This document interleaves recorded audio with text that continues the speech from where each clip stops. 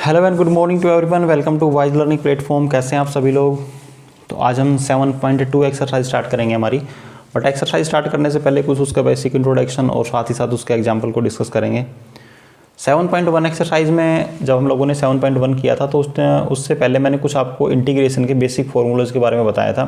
और 7.1 एक्सरसाइज में कंप्लीट आप लोगों ने क्या किया था, देखा होगा कि जो क्वेश्चन हमारे पास गिवन थे बिल्कुल सिंपल क्वेश्चन थे।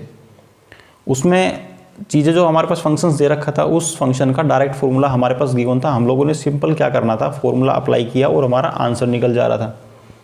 बट अब आगे जो भी एक्सरसाइज आएंगी उनमें आपको इंटीग्रेशन के सिंपल क्वेश्चन नहीं मिलेंगे इतने कि डायरेक्ट फॉर्मूला अप्लाई किया और आपका आंसर आ जाए। मतलब कुछ ना कुछ उसके अंदर करना पड़ेगा, आप लोगों को तिकड़मबाजी करनी पड़ेगी।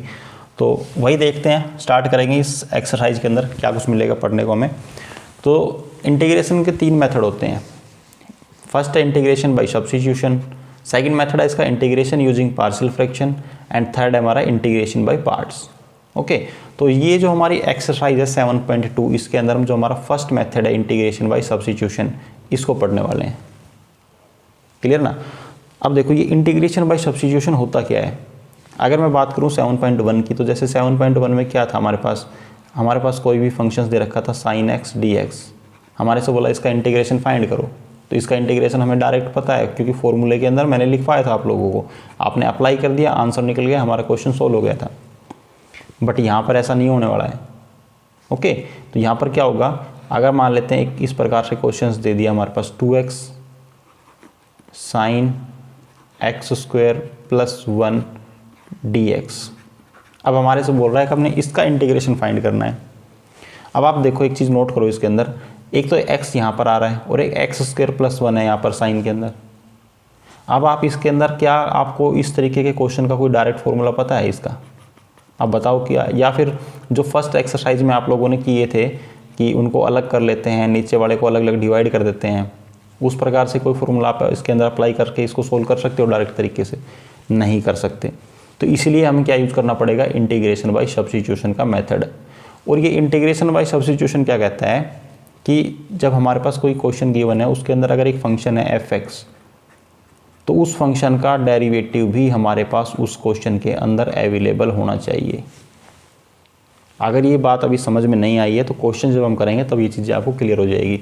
लेकिन इतना नोट कर लो कि अगर फंक्शन आपके पास गिवन है और उसका डेरिवेटिव आपको क्वेश्चन में नज़र आ रहा है तो आप लोगों ने क्या अप्लाई करना है, इंटीग्रेशन बाय सब्स्टिट्यूशन जो है फर्स्ट मेथड हमारा, उसको अप्लाई करना है। ओके, अगर मैं इस क्वेश्चन की बात करूं तो आप एक चीज़ नोट करो यहाँ पर, दैट इज़ x² + 1। क्या ये x² + 1, और इसका डेरिवेटिव जो हम करते हैं d/dx फाइंड करेंगे इसका हम, तो क्या निकल के आएगा, जब इसका d/dx निकालेंगे तो क्या निकल के आता है, दैट इज़ x² का हो जाएगा 2x और 1 का आपको पता है कितना होता है 0, तो कितना आ गया, दैट इज़ 2x। और ये देखो कितना है हमारे पास दूसरा फंक्शन 2x। मतलब इसका डेरिवेटिव हमारे पास क्या गिवन है, दैट इज़ 2x गिवन है। इसलिए इस क्वेश्चन में क्या अप्लाई करेंगे, इंटीग्रेशन बाय सब्स्टिट्यूशन। ओके, तो समझ गए ना इंटीग्रेशन बाय सब्स्टिट्यूशन का अप्लाई करना है। ओके, अच्छा इसको एक एग्जांपल से समझते हैं। यही एग्जांपल मैंने वहाँ पर लिखा था, देखो इस क्वेश्चन से समझते हैं, इसको कंप्लीट करते हैं इस क्वेश्चन को।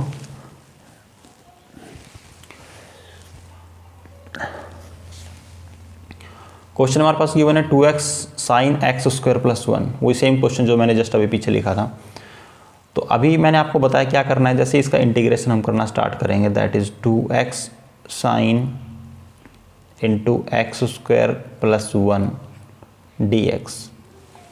तो अब इंटीग्रेशन बाय सब्स्टिट्यूशन कब अप्लाई करते हैं हम, कि हमारे पास एक फंक्शन होना चाहिए, उसका डेरिवेटिव भी हमारे पास अवेलेबल हो उसके अंदर। अगर ऐसा कुछ हमें नज़र आ रहा है उस क्वेश्चन के अंदर तो हम क्या अप्लाई करेंगे, हमारा first method that is integration by substitution. तो देखो यहाँ पर मुझे अभी नज़र आ रहा है दैट इज़ x² + 1। ओके, अगर मैं इसका d/dx फाइंड कर दूँ, मैं इसको पहले किसके इक्वल पुट कर लेता हूँ, t के इक्वल पुट कर लेता हूँ मैं इसको। क्यों, हम इसको किसके इक्वल पुट कर लेते हैं, t के इक्वल। मैंने किसके इक्वल रख लिया, इसको t के इक्वल रख लिया।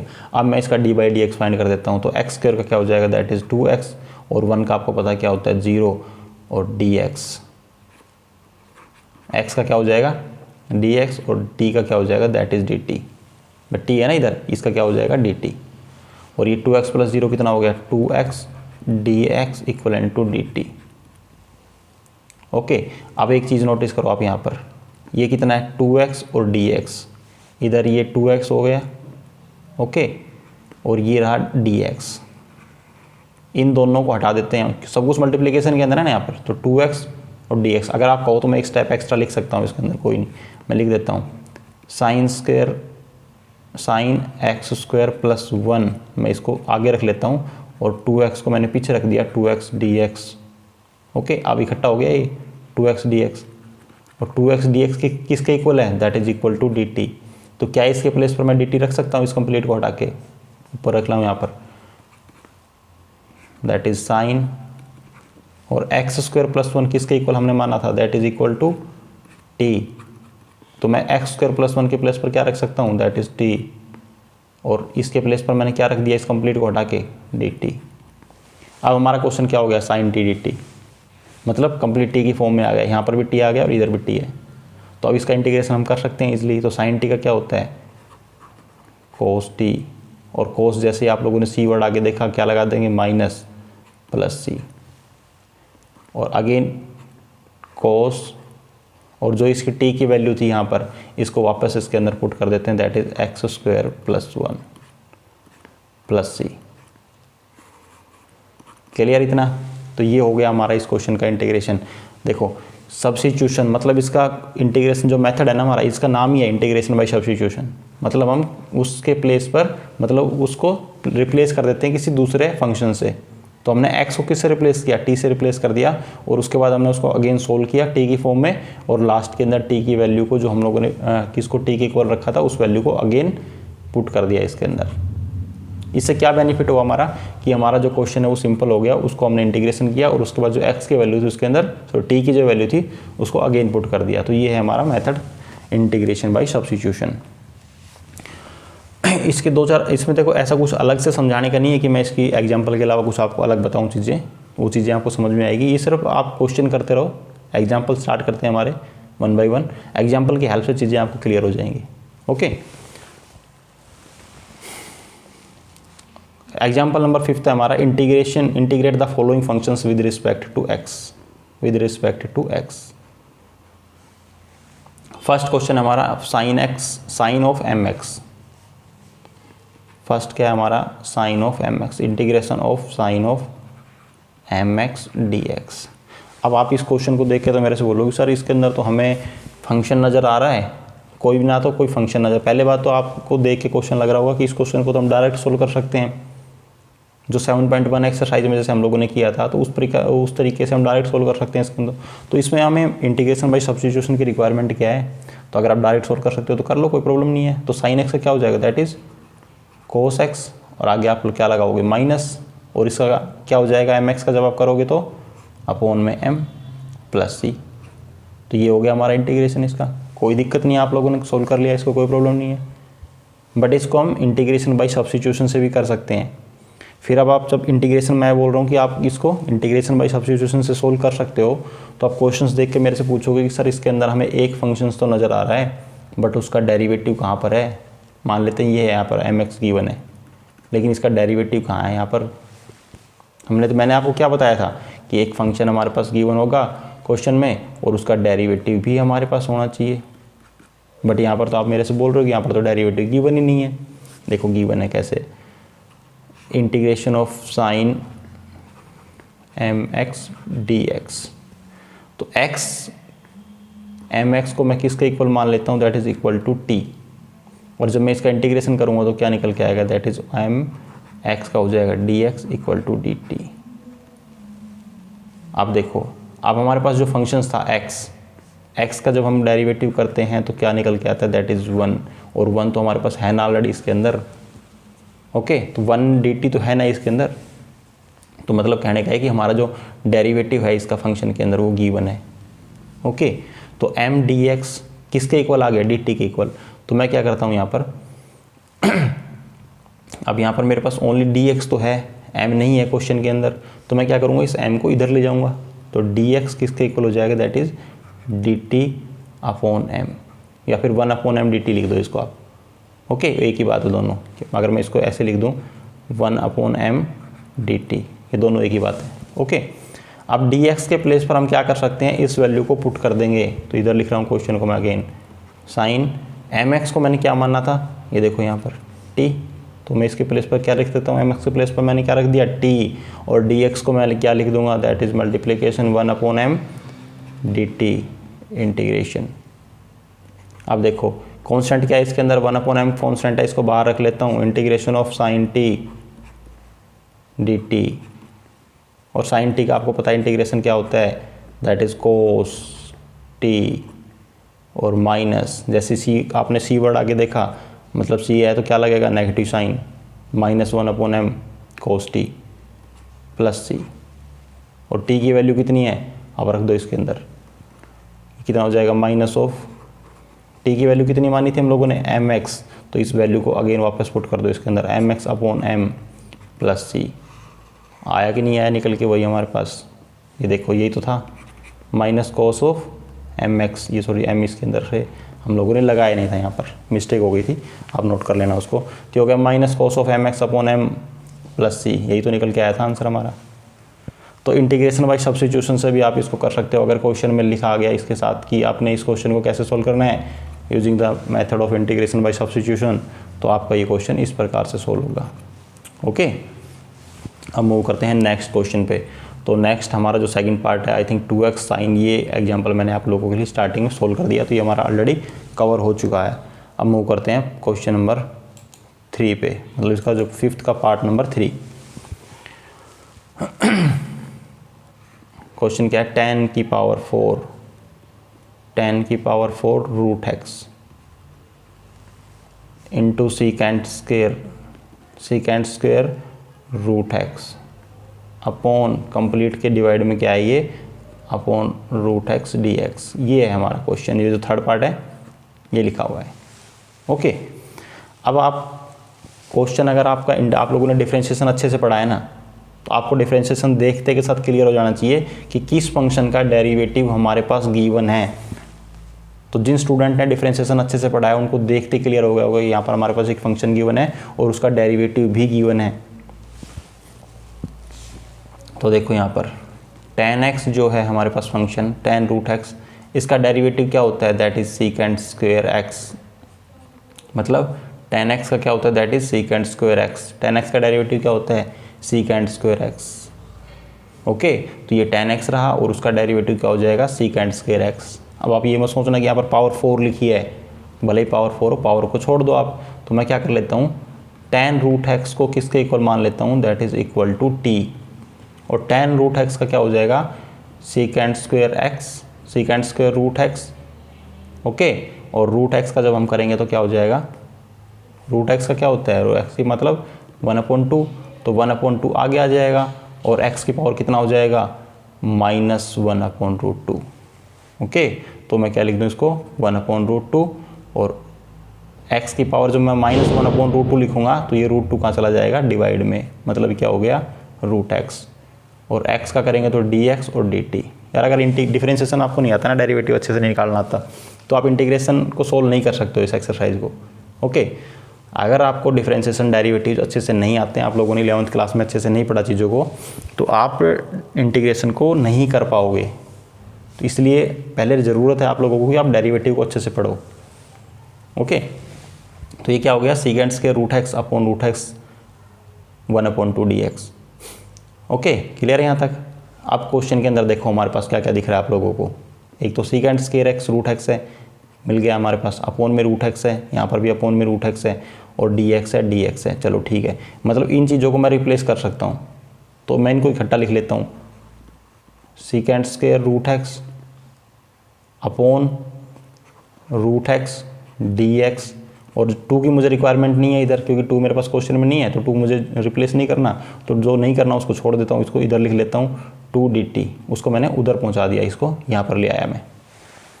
अब देखो ये नंबर, इसको मैं रिप्लेस कर सकता हूँ, इसके रिप्लेस पर मैं क्या लिख सकता हूँ, दैट इज़ 2 dt। ये देखो यहाँ पर secant square upon root x okay, और ये मिल गया मुझे, दैट इज़ रूट है डी एक्स। तो इसके प्लेस पर मैं क्या लिख दूंगा यहाँ पर 2dt। तो ये क्वेश्चन मैं इधर कर रहा हूँ, देखो इंटीग्रेशन tan की पावर 4, tan ये क्या लिखा हुआ है, tan की पावर 4 रूट एक्स। तो tan x को मैंने क्या मानना है, t, तो मैं इधर t लिख सकता हूँ। और उसकी पावर 4 कितनी है, tan की पावर कितनी है 4, तो t की पावर कितनी हो जाएगी 4। और इस कंप्लीट के प्लेस पर मैं क्या लिख देता हूँ 2dt। देखो इस कंप्लीट जो मैंने ब्रैकेट के अंदर लिखा हुआ है ना, सर्कल के अंदर जो मैंने लिखा है, इसके प्लेस पर मैंने ये रख दिया 2dt। और tan रूट एक्स को मैंने क्या मानना था, t, तो इसके प्लेस पर मैंने लिख दिया t। और tan की पावर जो थी वो ऑलरेडी है यहाँ पर पावर 4। तो अब देखो हमारा क्वेश्चन कितना सिंपल हो गया। ओके, और 2 कांस्टेंट नंबर है, इसको बाहर रख लेता हूँ। tan की पावर 4 का क्या हो जाएगा, सॉरी t की पावर 4 का इंटीग्रेशन जब हम करेंगे तो हो जाएगा t की power 5 upon t, sorry 5, t की पावर 5 अपॉन 5 प्लस c। अब अगेन मैं क्या कर दूंगा, इस t की वैल्यू को इसके अंदर पुट कर देता हूँ, तो ये हो जाएगा 2/5। t कितना है हमारे पास 10 की power 5 root x plus c। तो ये हमारा क्या आ गया, इसका इंटीग्रेशन। तो अब आपको क्लियर हो गया होगा कि हमें इंटीग्रेशन बाय पार्ट्स कहाँ पर अप्लाई करना होता है। मतलब अगर क्वेश्चन के अंदर देखो इंटीग्रेशन बाय पार्ट्स जब आप सोल्व कर रहे हो तो आपको डेरिवेटिव्स अच्छे से क्लियर होना चाहिए। क्वेश्चन को देखते के साथ आपको क्लियर हो जाना चाहिए कि इस क्वेश्चन के अंदर किस फंक्शन का डेरिवेटिव हमारे पास गिवन है। अगर आप ये चीज़ पकड़ गए ना देखते के साथ क्वेश्चन को, तो आप आसानी से क्वेश्चन को सोल्व कर सकते हो। अब नेक्स्ट मूव करते हैं हमारा फोर्थ पार्ट के ऊपर। आप देखो जो फोर्थ पार्ट लिखा हुआ है, अगर स्टूडेंट्स को जिन्होंने अच्छे से डेरिवेटिव पढ़ा है उनको देख के क्लियर हो पा रहा होगा यहाँ पर कि इस क्वेश्चन के अंदर जो फोर्थ पार्ट हमारे यहाँ पर जो लिखा हुआ है, इसमें किस फंक्शन का डेरिवेटिव हमारे पास गिवन है। देखो मैं लिख देता हूँ इधर question, sine of tan inverse x, tan inverse x, ये साइन के साथ ब्रैकेट में है, अपॉन कंप्लीट के अपॉन में है, दैट इज़ 1 + x² dx। अगर वहाँ पर समझ नहीं आ रहा क्वेश्चन तो यहाँ पर देखो आप, ये क्वेश्चन है हमारा, sine into tan inverse x upon 1 + x² dx। अब इस क्वेश्चन को देखने के बाद जिन जिन स्टूडेंट्स को ये पकड़ में आ रहा है, ये चीज़ समझ पा रहे हैं कि किस फंक्शन का डेरिवेटिव हमारे पास क्वेश्चन में गिवन है, तो देखो ये जो फंक्शन है ना tan इनवर्स एक्स, इसका डेरिवेटिव क्या होता है 1 अपॉन क्या होता है इसका 1/1 + x², और ये हमारे पास गिवन है। तो मैं क्या कर लेता हूँ, tan इनवर्स एक्स को t मान लेता हूँ, इसका dy/dx निकाल देते हैं। तो इसका क्या हो जाएगा 1 + x² dx equivalent to dt। Clear यहाँ तक। आप देखो ये जो मिल गया हमें क्या नंबर मिला 1/1 + x² dx।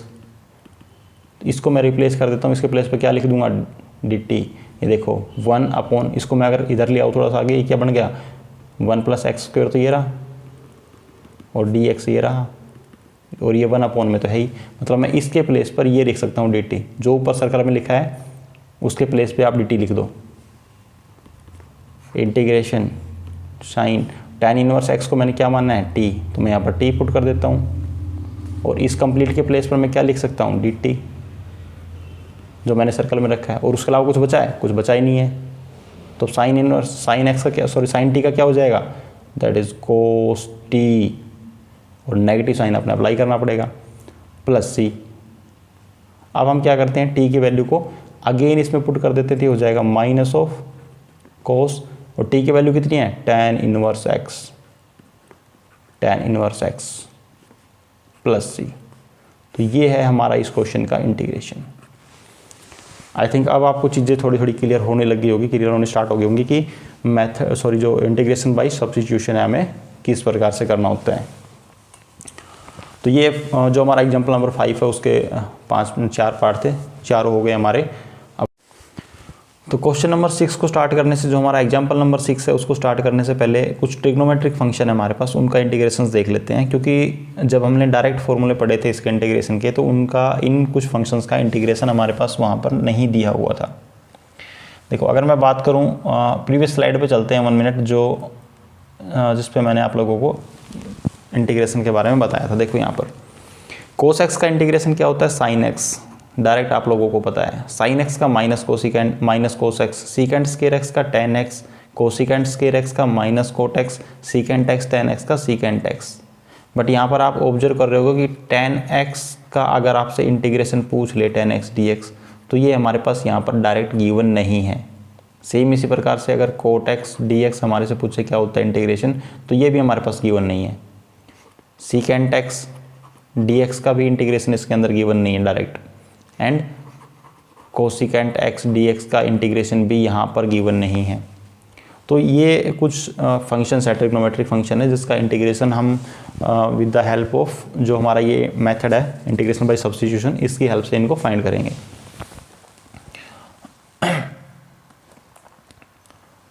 तो हमारा फर्स्ट है tan x dx is equal to log secant x plus c। देखो आपने करना क्या है, जो ये इनके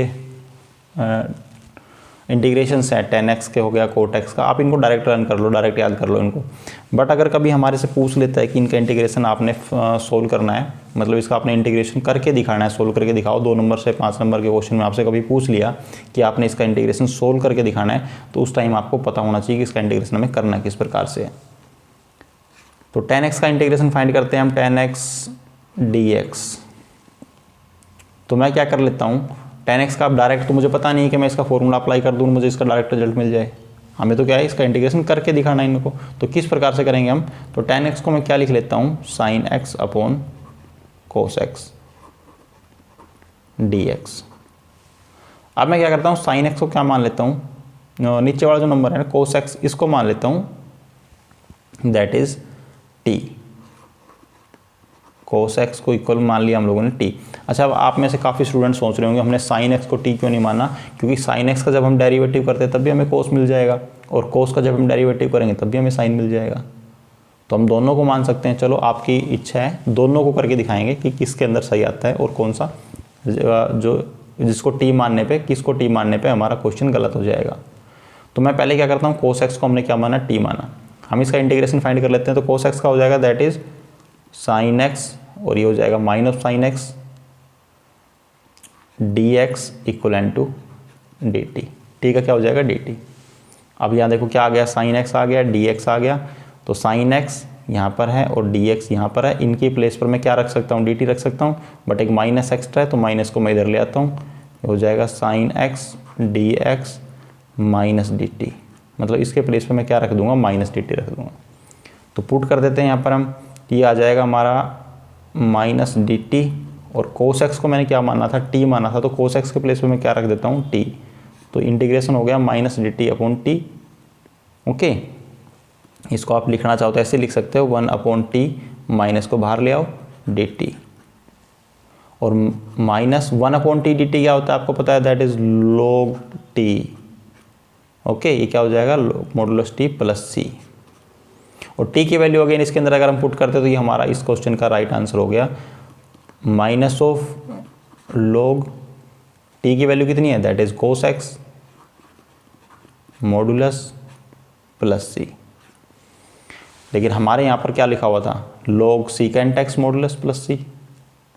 इसके अंदर क्या था, मॉडुलस के अंदर secant x प्लस c, और वहाँ पर आप ऑब्जर्व कर रहे हो कि नेगेटिव साइन नहीं है, बट यहाँ पर क्या है, नेगेटिव साइन है, और अंदर क्या है मॉडुलस के अंदर, दैट इज cos x। मतलब हमारा तो आंसर मैच नहीं हो पा रहा है, कुछ ना कुछ तो गड़बड़ है। ओके, अगर आप इसको ऐसे लिख के छोड़ दोगे तो भी आपका आंसर सही है, बट अगर हमें क्या करना है, उससे मैच करना है ना, उसको एज इट इज लिखना है। तो एक log की प्रॉपर्टी होती है, बाकी अगर log हमारे पास गिवन है m की पावर n, तो हम क्या लिख सकते हैं, इसको n को आगे लिख लेते हैं n log m। Okay, log की प्रॉपर्टी आप लोगों ने पढ़ी होंगी। तो ये जो -1 है, ये जो माइनस लिखा हुआ है, इसका मतलब क्या है, ये -1 है, ये इसको मैं कहाँ ले जा सकता हूँ, अंदर ले जा सकता हूँ। तो ये हो जाएगा log cos जो मॉडुलस है इसकी पावर हो जाएगी, दैट इज -1 प्लस c, और ये -1 cos की पावर -1 क्या हो जाएगा, मतलब इसको हम क्या लिख देंगे, log of 1 upon cos x modulus plus c, और 1 अपॉन cos x क्या होता है, that is log of secant x modulus plus c। Okay, अब हमारा आंसर मैच कर गया कि नहीं कर गया। ओके, तो इस प्रकार से हमें इसका डेरिवेटिव करना है, किसका, tan x का, सॉरी इंटीग्रेशन करना है हमें किसका, tan x का। तो ये हो गया हमारा tan x का इंटीग्रेशन। अगर हमारे से पूछता है तो क्या होता है, log modulus of secant x plus c। आपको वैसे डायरेक्ट वैल्यू भी लर्न करके रखनी है, डायरेक्ट इसको याद करके रखो। ओके, ये तो हो गया हमारा जब हमने इसको cos x को t माना। अब काफ़ी स्टूडेंट सोच रहे होंगे क्यों ना हम sin x को t क्यों नहीं मान रहे, क्योंकि sin x का डेरिवेटिव भी तो cos x होता है। तो आपकी इच्छा है तो आपकी इच्छा पूरी कर देते हैं, इसको एक बार sin x को t एज्यूम कर लेते हैं। ओके, आप देखो मैं दोबारा से लिख देता हूँ इसको, integration of tan x dx। tan x को मैं क्या लिख सकता हूँ, sin x upon cos x dx। और अब क्या कर लेता हूँ, sin x को मान लेता हूँ t। क्यों, क्योंकि आप लोग कर रहे हो जिद क्या, sin x को t मानने की। ओके, अगर मैंने sin x को t माना तो इसका इंटीग्रेशन क्या हो जाएगा, that is cos x dx equal to dt।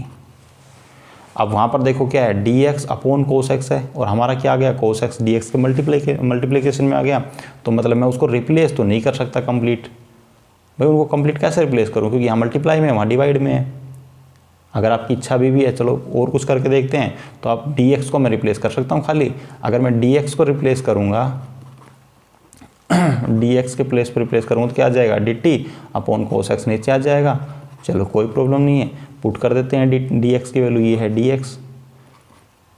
तो जब मैं वैल्यू पुट करूँगा तो sin x को तो क्या माना है मैंने, t आ गया। ओके, sin x के प्लेस पे क्या रख दिया, t, और cos x as it is है, अभी ये कहीं जा ही नहीं रहा, क्या करें इसका हट नहीं रहा।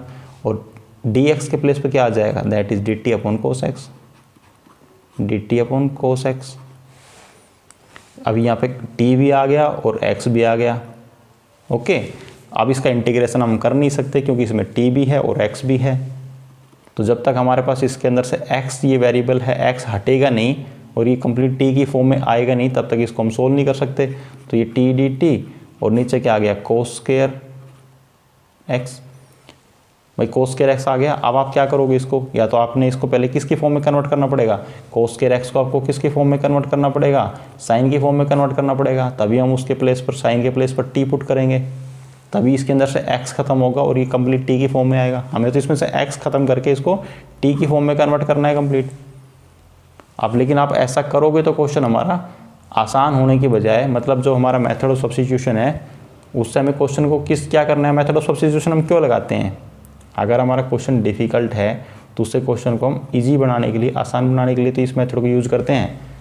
बट अगर ये मेथड लगाने के बाद हमारा क्वेश्चन आसान बनने के बजाय और मुश्किल हो रहा है यहाँ पर, तो फिर फ़ायदा क्या है इस मेथड को अप्लाई करने का, है ना। इससे आगे तो हम इसको सोल्व ही नहीं कर पाएंगे, मुश्किल होता जा रहा है हमारा क्वेश्चन। अगर सोल्व कर भी लेंगे, बाई चांस हो सकता है हमारा आंसर आ भी जाए आगे चल के, तो इससे हमारा क्वेश्चन क्या है, और डिफिकल्ट होता जा रहा है। ओके, तो इसलिए हम इसको sin x को t नहीं एज्यूम करेंगे यहाँ पर। क्लियर। अब मूव करते हैं, हमारा जो नेक्स्ट इंटीग्रेशन है that is cot x dx किसके इक्वल है, log modulus of sin x plus c। तो इसका इंटीग्रेशन फाइंड कर लेते हैं, cot x dx। Okay, and cot x का cot x को हम क्या लिख सकते हैं, इसको लिखेंगे cos x upon sin x dx। अब अगर मैं sin को t मान लेता हूँ, नीचे वाले को t मान लेता हूँ, तो मेरे क्या रिजल्ट मिलेगा, cos x dx मिलेगा। ठीक है, कोई प्रॉब्लम नहीं है, और उसको हट भी जाएगा, उसको रिप्लेस भी कर सकते हैं हम। तो मैं क्या मान लेता हूँ यहाँ पर, sin x को मैंने क्या मान लिया, t एज्यूम कर लिया। इसका dt निकाल दे, d बाई dx फाइंड कर देते हैं, तो हो जाएगा cos x dx equal to dt। अब ये देखो ऊपर cos x है और dx मल्टीप्लिकेशन में है, तो बिल्कुल इसके प्लेस पर, मतलब इनके प्लेस पर मैं क्या रख सकता हूँ, dt रख दूंगा। भाई किसके इक्वल है, dt के इक्वल है ना, ये देखो dt के इक्वल है, इसके प्लेस पर dt रख दूंगा। और sin x के प्लेस पर क्या पुट कर सकते हैं हम, यहाँ पर पुट कर देंगे t। तो रखो यहाँ पर, तो ये हो जाएगा dt अपॉन t। मतलब इसको हम क्या लिख सकते हैं, 1 अपॉन t dt। ऐसे समझ में नहीं आया तो ये तो समझ में आ रहा है ना, ये एक ही, दोनों चीज़ें एक ही है, dt अपॉन t और 1 अपॉन t dt। और 1 अपॉन t dt का क्या मतलब होता है, इसका इंटीग्रेशन क्या होता है, that is log t plus c। इसका इंटीग्रेशन क्या होता है, डायरेक्ट फॉर्मूला है log t, log modulus t plus c। अब t की जो वैल्यू है इसके अंदर पुट कर दो, ये हो जाएगा आपका आंसर। तो log t की वैल्यू कितनी है, दैट इज sin x, इसमें रख दो आप sin x modulus plus C, यही हमारा क्या है फाइनल रिजल्ट है इसका। ये देखो log modulus of sine x plus c. Okay, अगर आपसे पूछता है आपने इसका इंटीग्रेशन फाइंड करके दिखाना है, कंप्लीट सॉल्यूशन चाहिए उनको, तो आपको इसका सॉल्यूशन इस प्रकार से फाइंड करना है। थर्ड है हमारा सीकेंट एक्स। सीकेंट एक्स किसके इक्वल है, secant x plus tan x modulus of log modulus of secant x plus tan x plus C. चलो इसको भी स्टार्ट करते हैं, इंटीग्रेशन फाइंड करते हैं किसका, सीकेंट एक्स डी एक्स का। अब इसके अंदर तो हमारे पास हमें सिर्फ एक ही फंक्शन नज़र आ रहा है, दैट इज सीकेंट एक्स, ना उसका कोई डेरिवेटिव दिख रहा है ना कुछ और, इसमें तो हमें कुछ नज़र भी नहीं आ रहा। और सीकेंट एक्स को अगर मैं चेंज भी करना चाहूँ तो किस में चेंज करेंगे इसको हम, 1/cos x के अंदर, और उसमें भी सिंपल एक cos x ही रहेगा, उसके अलावा उसका भी कोई डेरिवेटिव नज़र नहीं आ रहा, तो मतलब हम उससे भी सोल्व नहीं कर सकते, तो थोड़ा सा डिफ़िकल्ट नज़र आ रहा है। बट स्टूडेंट अगर आप लोग थोड़ा सा इसको अच्छे से ऑब्जर्व करो तो आपको क्या दिख रहा है यहाँ पर, log क्या नज़र आ रहा है, log secant x plus tan x दिख रहा है ना यहाँ पर log। और आपको पता है log मोड इंटीग्रेशन में कब आता है, मतलब हमारे पास अगर जब इंटीग्रेशन हो नीचे कोई नंबर दे रखा हो, इसका जब हम इंटीग्रेशन फाइंड करते हैं तब हमें क्या मिलता है, that is log of modulus T. Okay, तो इसका मतलब ऐसा होगा कि हमारे पास इसमें नीचे कुछ नंबर आएगा, नीचे कोई फंक्शन आएगा, और जिसका जब हम इंटीग्रेशन करेंगे तो एज इट इज़ हमें मतलब क्या मिलेगा, उसका ऊपर डेरिवेटिव, उसका जब हम डेरिवेटिव फाइंड करेंगे तो उसका डेरिवेटिव एज इट इज़ ऊपर मिल जाएगा हमें। ओके, ऐसा कुछ मिलने वाला है हम लोगों को यहाँ पर। तो ऐसी फॉर्म में कन्वर्ट करते हैं इसको। तो हम क्या करते हैं, इसको इसी नंबर से जो इसके अंदर दे रखा है ना, इसी नंबर से मल्टीप्लाई करके देखते हैं और इसी से डिवाइड करके देखते हैं क्या कुछ मिल पाता है कि नहीं हमें। सीकेंट एक्स, तो मैंने क्या किया, इसको secant x plus tan x से क्या कर दिया, मल्टीप्लाई कर दिया ऊपर, और इसी से क्या कर दिया मैंने, इसको secant x plus tan x से क्या कर दिया, डिवाइड कर दिया इंटू डी एक्स। अब देखो आप ऊपर वाले का अगर हमारे पास दे रखा है जो, इसको मल्टीप्लाई कर देते हैं तो सीकेंट क्या हो जाएगा अंदर जाके, secant square x plus secant x tan x, secant x tan x upon secant x plus tan x d x. अब आप एक चीज़ नोट करो, नीचे वाले का अगर हम t मान लें, इसका डिफ्रेंशिएशन करें तो हमें क्या ऊपर वाला नंबर मिल रहा है, सीकेंट एक्स का क्या होता है भाई, सीकेंट एक्स का डेरिवेटिव क्या हो जाएगा, अगर मैं सीकेंट एक्स के डेरिवेटिव की बात करूं तो इसका डेरिवेटिव क्या होता है, that is secant x tan x. इसका डेरिवेटिव क्या होता है, सीकेंट एक्स टेन एक्स, और टेन एक्स का डेरिवेटिव क्या होता है, that is secant square x. क्या होता है, सीकेंट स्क्वायर एक्स। तो इसको हम देखो ऊपर वाला एज इट इज़ यही तो मिल रहा है, ये और ये दोनों। तो मैं क्या कर लेता हूँ, नीचे वाले को पूरे को टी मान लेता हूँ, मतलब secant x plus tan x को हमने क्या मान लिया, टी एज्यूम कर लिया। इसका डेरिवेटिव फाइंड कर दो डिवाइड एक्स, तो सीकेंट एक्स का क्या हो जाएगा, that is secant x tan x plus tan x का क्या हो जाएगा, secant square x d x equal to d t. ऊपर देखो यही फंक्शन है, as it is this into this, मतलब इसके प्लेस पर कंप्लीट यहाँ से यहाँ तक, और साथ में डी एक्स, इसके प्लेस पर मैं क्या रख सकता हूँ, डी टी रख सकता हूँ, और नीचे वाले की वैल्यू क्या है, टी, नीचे वाला क्या है, टी। तो मैं यहाँ पर लिख रहा हूँ, इसको आप देख लेना, इंटीग्रेशन, उसके प्लेस पर मैंने क्या रख दिया, कंप्लीट डी टी, ये ऊपर वाला रफ वर्क है हमारा, और यहाँ पर कर रहा हूँ मैं डी टी अपॉन, इसके प्लेस पर secant x plus tan x क्या है, इसको हमने क्या एज्यूम किया था, टी, तो इसको मैं क्या लिख दूँ, 1/t dt लिख दूँ। ये मुझे इसलिए लिखना पड़ता है, शायद किसी स्टूडेंट को समझ में ना आए, इससे डायरेक्ट ना कर पाए वो, तो 1/t dt, इसका इंटीग्रेशन क्या हो जाएगा, that is log t plus c, modulus लगा दो t के साथ, और t की वैल्यू आप इसमें पुट कर दो, ये हो गया हमारा आंसर। t की वैल्यू कितनी है हमारी, secant x plus tan x, secant x plus tan x modulus plus C. तो यही तो था हमारा सॉल्यूशन। ओके, तो log हो गया, ये हमारा क्या आ गया, आंसर क्या आ गया, log secant x plus tan x plus सी, log secant x plus tan x plus सी। क्लियर है। अब हम देखते हैं हमारा next, that is cosecant x d x. Cosecant x d x को सोल्व कर लेते हैं, बिल्कुल सेम है जो हमने सीकेंट का किया है एज इट इज है, इसमें कोई खास चेंज नहीं है।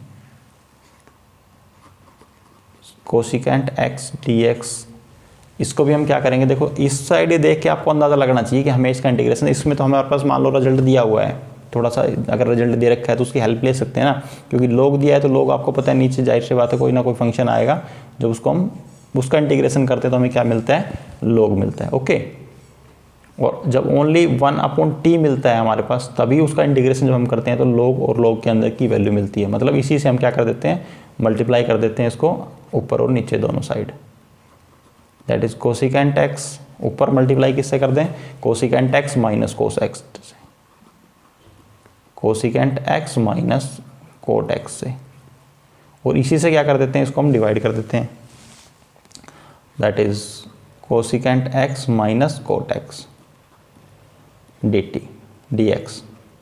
ऊपर वाले को मल्टीप्लाई कर दो आप तो ये क्या हो जाएगा, cosecant square x minus cosecant x और कोट एक्स, और नीचे क्या बचा, that is cosecant x minus cot x d x. अगर नीचे वाले को मैं टी मान लेता हूँ और इसका इंटीग्रेशन करता हूँ तो मुझे क्या मिलेगा, एज इट इज ऊपर वाला मिल जाएगा, तो मैं नीचे वाले को क्या मान लेता हूँ, cosecant x minus cot x को हमने क्या एज्यूम कर लिया, टी एज्यूम कर लिया, और कोसिकेंट एक्स का इंटीग्रेशन क्या होता है, that is cosecant x cot x, इसका क्या इंटीग्रेशन हो जाएगा, that is cosecant x cot x, और ये क्या हो जाएगा, माइनस। ओके, क्योंकि यहाँ पर नेगेटिव है ना तो इसका इंटीग्रेशन क्या हो जाएगा, माइनस, और माइनस कोट एक्स का क्या होता है, that is minus of cosecant square x, तो माइनस माइनस क्या हो जाएगा, प्लस, क्योंकि एक माइनस ऑलरेडी है इसके पास और एक माइनस और आ जाएगा तो माइनस माइनस क्या हो गया, प्लस, और कोट एक्स का क्या हो गया, that is cosecant square x d x equivalent to d t. अब आप देखो यहाँ पर क्या मिला हमें, cosecant square x minus cosecant x cot x, as it is मिला, cosecant square x minus cosecant x cot x d x equal to d t. तो मतलब मैं इस कंप्लीट ऊपर वाले इस नंबर की प्लेस पर या इस फंक्शन की प्लेस पर क्या पुट कर सकता हूँ, इंक्लूडिंग डी एक्स, इसके प्लेस पर मैं क्या रख सकता हूँ, डी टी। तो मैं यहाँ पर ऊपर लिख रहा हूँ इसको,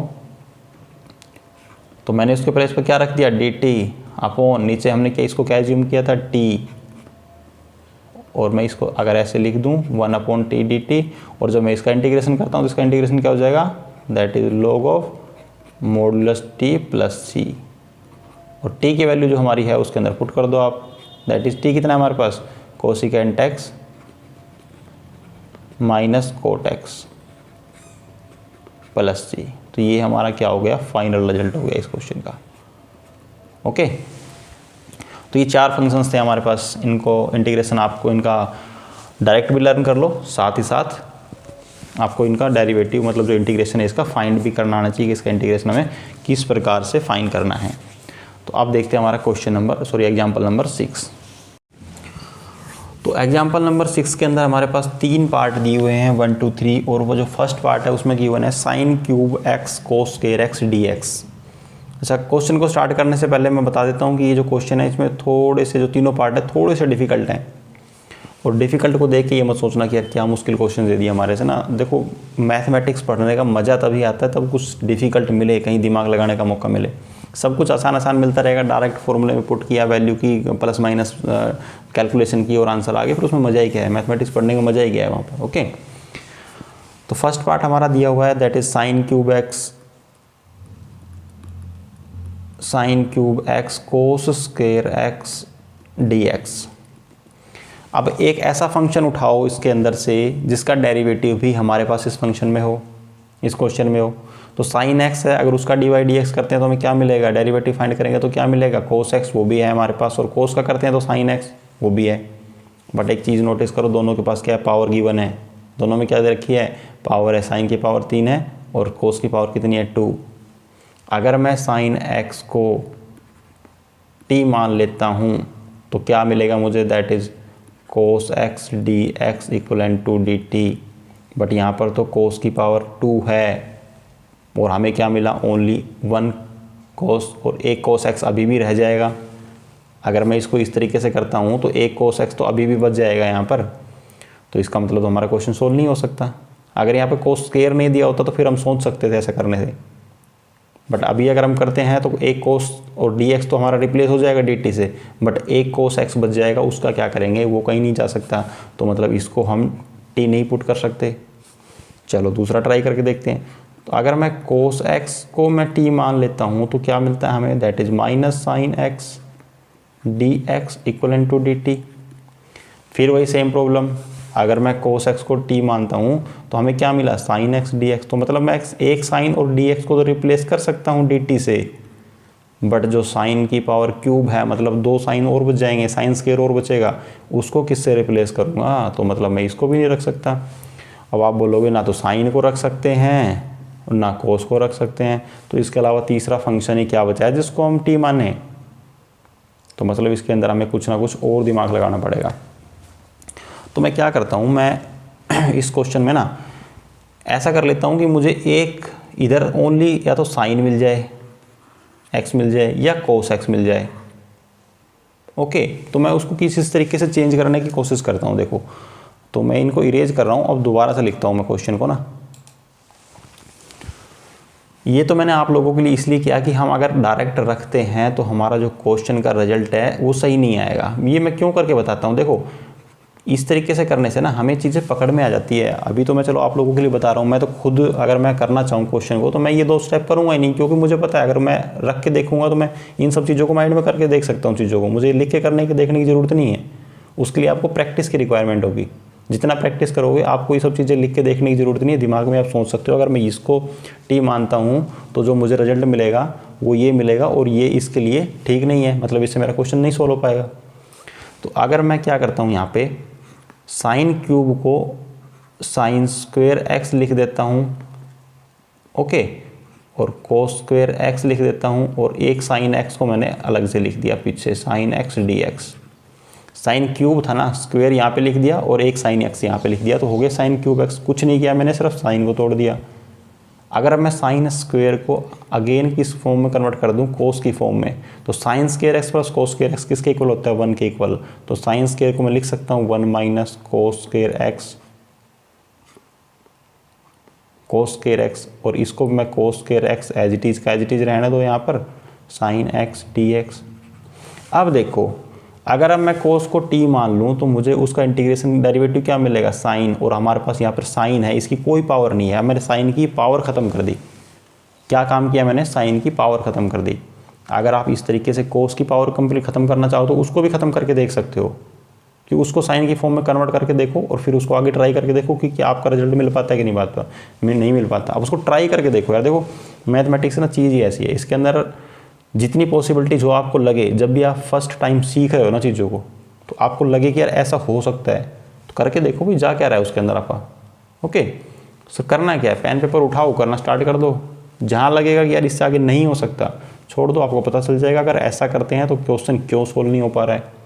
ओके, तो वो मैं आपको अभी चलो लास्ट में बताऊंगा कि आपने खुद से क्या ट्राई करके देखना है। इस क्वेश्चन को वैसे कंटिन्यू कर लेते हैं, हमारा पहले क्वेश्चन को कंटिन्यू करते हैं, फिर क्या पॉसिबिलिटीज बनती है वो और डिस्कस करेंगे। तो अब अगर मैं कोस एक्स को टी मान लेता हूँ, क्या मान लेता हूँ, कोस एक्स को टी।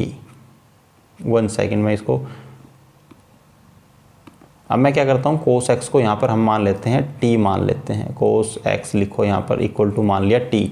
तो कोस एक्स का जब मैं इंटीग्रेशन करूँगा तो कोस एक्स का इंटीग्रेशन क्या होता है, दैट इज साइन एक्स, और वो भी माइनस का sine x d x equal to d t. अब देखो साइन एक्स और डी एक्स, ये रहा यहाँ पर साइन एक्स और डी एक्स, मैं इसको रिप्लेस कर सकता हूँ किससे, डी टी से, बट आगे माइनस है उसके साथ, उनके पास माइनस नहीं है तो इस माइनस को डी टी के साथ भेज देंगे तो माइनस डी टी आ जाएगा यहाँ पर। क्लियर ना इतना, तो मैं यहाँ पर ऊपर लिख रहा हूँ, यहाँ पर देखो इसको मैं लिख देता हूँ 1 माइनस कोस को मैंने क्या मानना था, टी, तो ये आ जाएगा T square, 1 minus T square, और कोस स्क्वायर यहाँ पर है तो अगेन यहाँ पर एक टी स्क्वायर और आ जाएगा। ओके, और साइन एक्स डी एक्स को मैं किससे रिप्लेस कर देता हूँ, माइनस डी टी से। चलो मैं यहाँ लिख ही देता हूँ एक स्टेप में, साइन एक्स डी एक्स, ये माइनस था इसको इधर ले आया हम, क्या बन गया, माइनस डी टी। तो यहाँ पर लिख दो, यहाँ पर कितना, माइनस डी टी। ओके, और माइनस को आप ले आओ आगे, या फिर आप ये भी कर सकते हो कि माइनस को इसमें अंदर मल्टीप्लाई कर दो आप, ब्रैकेट के अंदर, तो ये हो जाएगा T square minus 1 into T square D t. Okay, अब इस टी स्क्वेयर को अंदर मल्टीप्लाई कर दो, ये हो गया टी की power 4 minus T square D T.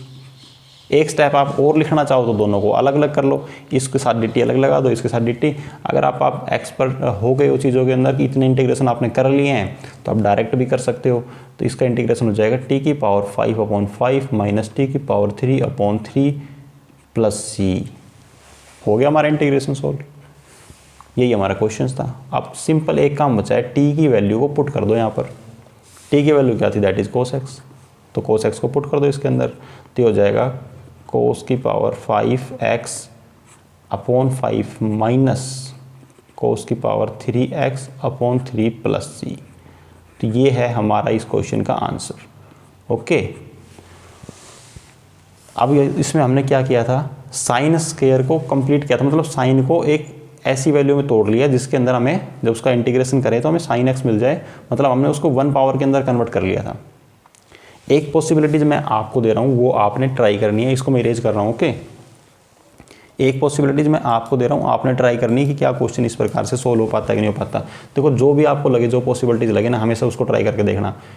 अगर मैं यहाँ पर करता हूँ साइन स्क्वायर क्यूब को मैं एज इट इज लिख लेता हूँ, और कोस स्क्वायर को अगेन हम क्या लिख सकते हैं, 1 minus sine square x d x, ऐसा मैं लिख सकता हूँ। भाई आप बोलो कि भाई हमने साइन को ही क्यों ब्रेक किया, कोस को क्यों नहीं ब्रेक किया, तो मैं इसको भी ब्रेक कर सकता हूँ इस प्रकार से।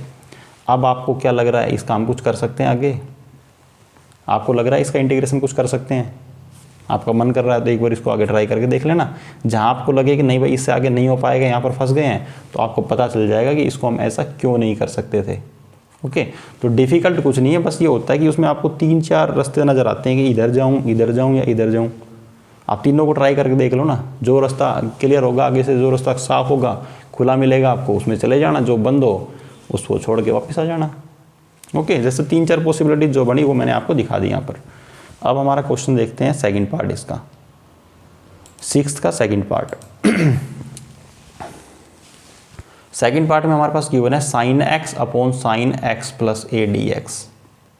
चलो लिख लेते हैं इसको यहाँ पर, sine x upon sine x plus A D x integration. अब आप इसके अंदर देखो, आप डायरेक्ट तो इसको हम सोल्व कर नहीं सकते, इसके अंदर क्या दिमाग लगाएं कि यार यहाँ से x खत्म हो जाए, तो मैं अगर x प्लस ए को t मान लूँ, बिल्कुल सिंपल है, तो सिंपल देखने से नज़र आ रहा है, इसमें कोई पॉसिबिलिटी नहीं दिख रही आप लोगों को कि इसको ऐसा कर लें या ऐसा कर लें। ओके, क्योंकि मैं अगर साइन को t मानता हूँ, साइन x को, तो मुझे कोस x मिलेगा। मैं क्या करूँगा उस चीज़ का, क्योंकि कोस मेरे पास है ही नहीं।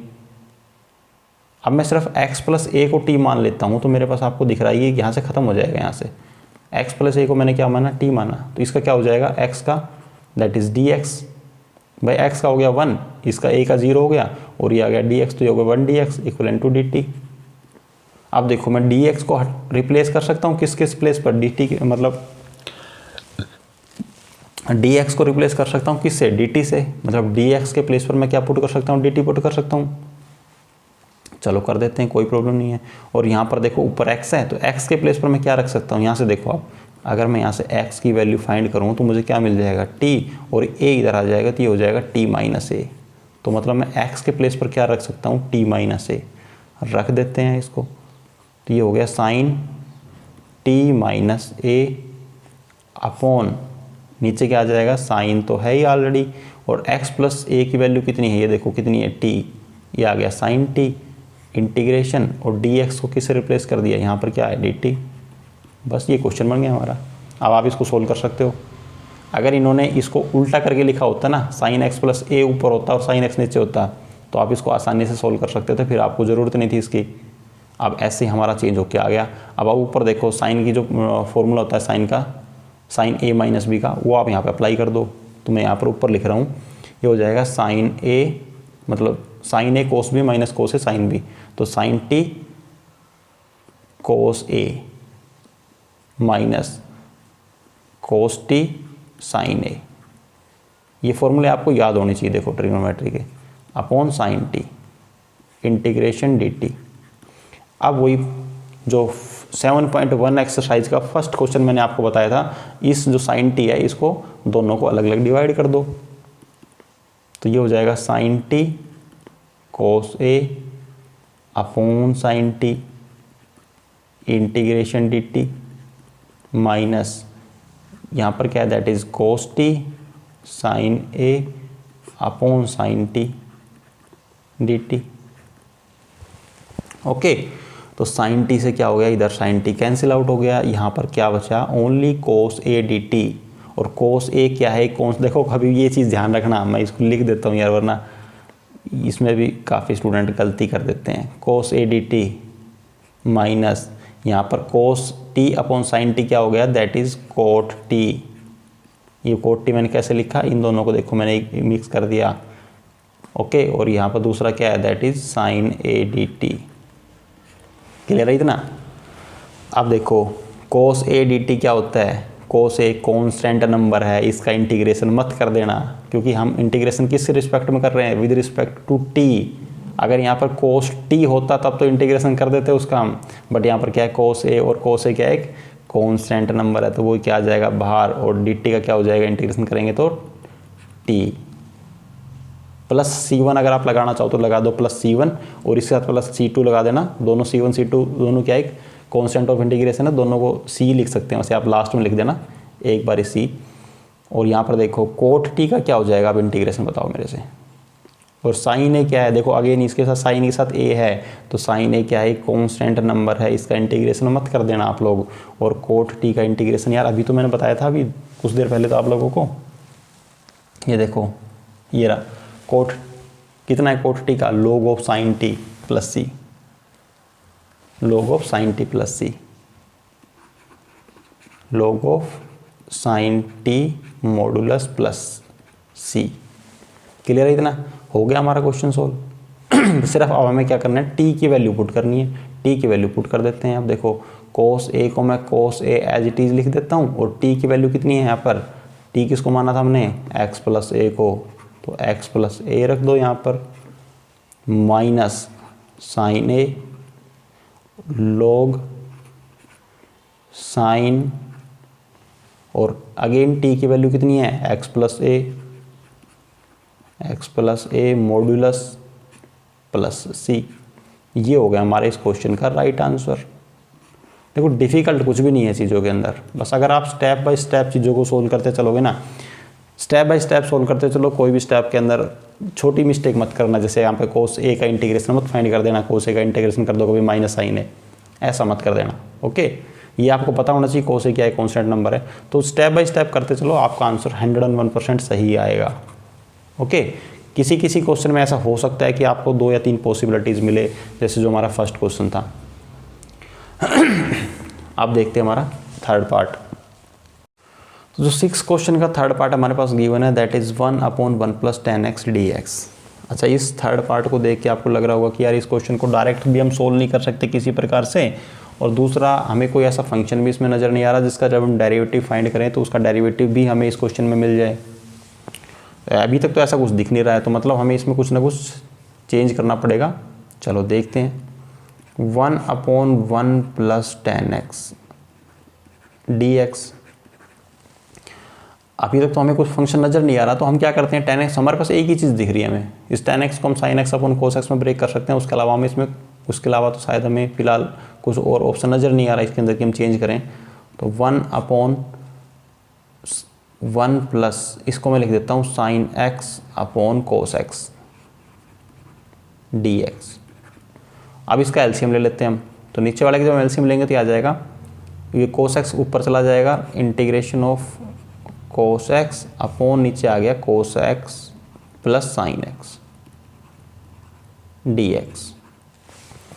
अभी भी मेरे पास ऐसा कुछ फंक्शन नहीं बन पा रहा कि मैं उसका डेरिवेटिव करूँ तो मुझे इसके अंदर मिल जाए। देखो अगर मिल तो रहा है, अगर मैं cos x को t मान लेता हूँ तो cos x का क्या हो जाएगा माइनस साइन x, बट यहाँ पर बीच में प्लस का साइन है, मतलब मैं उसको dx के साथ नहीं कंपेयर कर पाऊँगा। और इसी प्रकार मैं अगर sin x को t मानता हूँ तो cos x ऊपर भी है नीचे भी है, किसको मैं d के साथ कंपेयर कर पाऊंगा, मैं किसी एक को ही हटा सकता हूँ, दूसरे को नहीं हटा पाऊंगा, तो ये भी समस्या है। ये देखो ये चीज़ें ना आपको माइंड में करके देखनी होती है। तो मतलब मैं इसको भी टी नहीं मान सकता, इसको भी नहीं मान सकता। एक ऑप्शन मेरे पास ये कह रहा है कि मैं अगर इस पूरे नीचे वाले नंबर को, इस फंक्शन को cos x plus sine x को टी मान लूँ तो शायद मेरा सॉल्यूशन हो जाए। अगर मैं cos x को, देखो मैं लिख के करके देखता हूँ इसका एक स्टेप ना, या रफ वर्क करके देखते हैं एक प्रकार से हम। cos x plus sine x को अगर हम कंप्लीट को t मान लें तो हमें क्या मिलेगा, ये हो जाएगा माइनस साइन एक्स और इसका आ जाएगा that is cos x equal d x equal to d t. अब ऊपर मेरे पास cos x तो है बट ऊपर माइनस साइन एक्स नहीं है। अगर माइनस साइन एक्स और होता मेरे पास ऊपर तो मेरा क्वेश्चन सोल्व हो गया था, फिर तो कोई समस्या ही नहीं थी। तो अब मैं क्या सोच रहा हूँ कि मैं अगर एक ऊपर माइनस साइन लगा दूँ तो क्या फ़र्क पड़ता है उससे, चलो वो भी ट्राई करके देख लेते हैं। देखो अभी सब पॉसिबिलिटीज़ है ये सब कुछ, मैं ये नहीं कह रहा कि इस तरीके से आपने करना, इस तरीके से आप ट्राई करके देख सकते हो सिर्फ। ओके, हो सकता है इस तरीके से क्वेश्चन सोल्व ना हो। हर क्वेश्चन को करने के 3-4 ही मेथड मिलेंगे आपको, उसके अंदर 3-4-5 पॉसिबिलिटीज़ ही मिलेंगी। 2 तो हमने पहले रिजेक्ट कर दी कि cos को नहीं मान सकते टी, वो तो बिल्कुल सिंपल थी, देखते पता चल रही थी। sin x को टी नहीं मान सकते, ये थर्ड है उसके अंदर पॉसिबिलिटीज़ है कि शायद ऐसा हो सकता है नीचे वाले को। चलो इनके भी करके देख लेते हैं, अपनी इच्छा पूरी करके देखते हैं, हम छोड़े क्यों उसको। ओके, तो मैं क्या करता हूँ इसके अंदर ऊपर माइनस साइन टी कर देता हूँ। जब अगर मैं माइनस करूँगा तो जाहिर सी बात है मुझे एक साइन अपनी तरफ से ऐड भी करना पड़ेगा उसके अंदर, क्योंकि एक प्लस कर देंगे एक माइनस कर देंगे, बैलेंस बना रहेगा उसके अंदर। तो मैं यहाँ पर लिख रहा हूँ, इसको नेक्स्ट स्लाइड पे लेके चलते हैं क्वेश्चन को ना।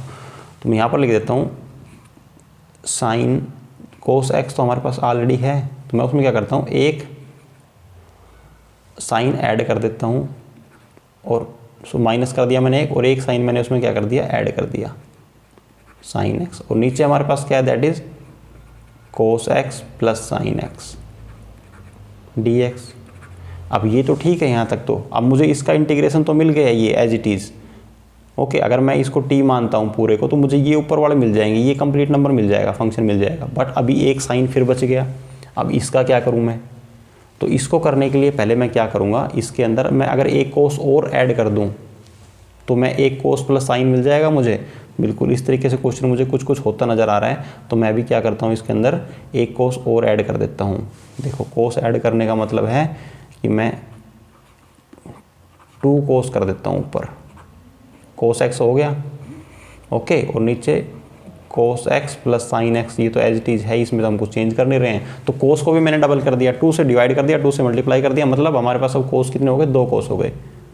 ओके, और अब मैं क्या करता हूँ, एक साइन x ऐड किया, माइनस किया, और एक साइन x प्लस किया। अब कुछ कुछ पॉसिबिलिटीज़ बनती नज़र आ रही है कि शायद हो सकता है इसको हम आगे कर सकते हैं इस प्रकार से।